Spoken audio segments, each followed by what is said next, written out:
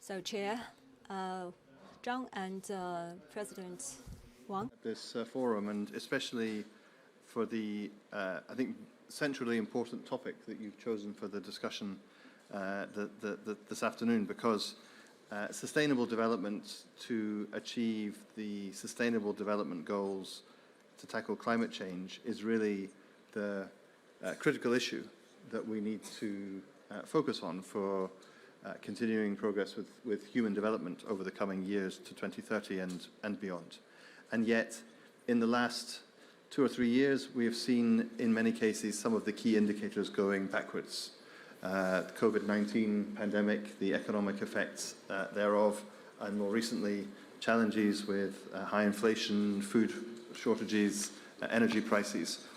All of these things have, unfortunately, adverse effects on poverty and income levels, especially in the lowest income countries around the world. And so focusing on how we can achieve the 17 Sustainable Development Goals through the investments we make, through the cooperation that we have, through the economic development that we seek to generate is a critically important task now to both reverse those trends that we have seen and make sure that we achieve the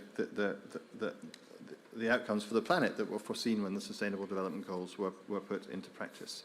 And as you said, Jiang Wei, multilateral institutions and multilateral development banks have a crucial role to play in this respect.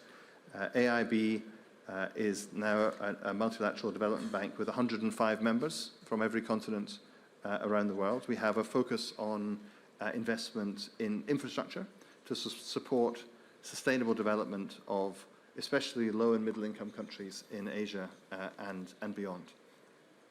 In 2020, we put in place our strategy for this decade, where we focus on investing in what we call infrastructure for tomorrow, which means what is the kind of infrastructure that our members, and especially low and middle income countries, are going to need for the next few decades of their development.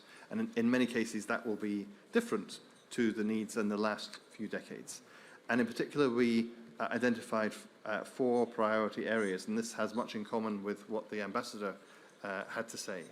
And so the first is around climate, and supporting members to make this transition to a lower carbon economic model that is foreseen in the Paris Agreement and then accentuated in the Glasgow Climate Pact and COP26 last year is really a critical priority for AIIB. We expect by 2025 at least half of our investments will be climate finance.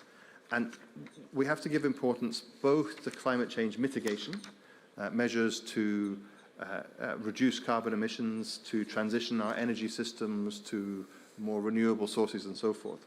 But we also equally have to give a high priority to climate adaptation. Climate change is already with us. We are seeing, for example, this year, floods, droughts, fires here in China, across Europe, and many other countries around the world. And that shows that hundreds of millions of people around the world are already being directly affected by the consequences of climate change. So supporting adaptation and resilience to the changes that are already taking place is another major focus of investment. Alongside that, we have to think about how we can enhance connectivity through infrastructure, enhance trade, and I know connectivity is a crucial agenda also for the CCG. We have to make the most use of new technology, and especially digital infrastructure and infrastructure technology, to achieve these sustainability goals to support economic development. And we saw in the COVID-19 pandemic the huge impact of the digital divides that exist in Asia and beyond. Those countries or regions or societies that don't have access to good quality digital technology really saw bigger problems in managing the COVID-19 pandemic, responding to it, communicating with their citizens. And so again, for AIIB, investment in digital infrastructure is a crucial priority.